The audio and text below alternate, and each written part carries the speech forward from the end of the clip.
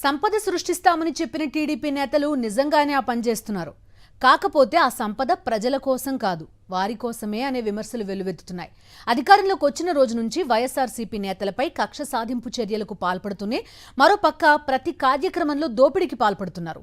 ఇసుక అక్రమ దందా చేసుకుంటూనే అన్నా క్యాంటీన్ల నుంచి కూడా అందిన కాడికి దోచుకుంటున్నారు.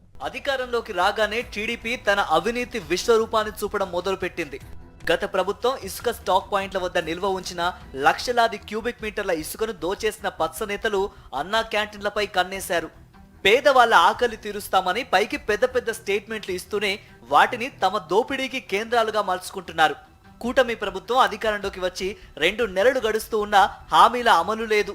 తాజాగా అన్నా క్యాంటీన్లపై ఆబాగా పడ్డారు. 2019లో మూతపడిన ఈ కేంద్రాలకు చిన్నపాటి మరమ్మతులు చేసి పైన పచ్చ రంగులద్ది లక్షలాది రూపాయల్ని పచ్చ నేతలు మేసేశారనే ఆరోపణలు వెల్లువెత్తుతున్నాయి.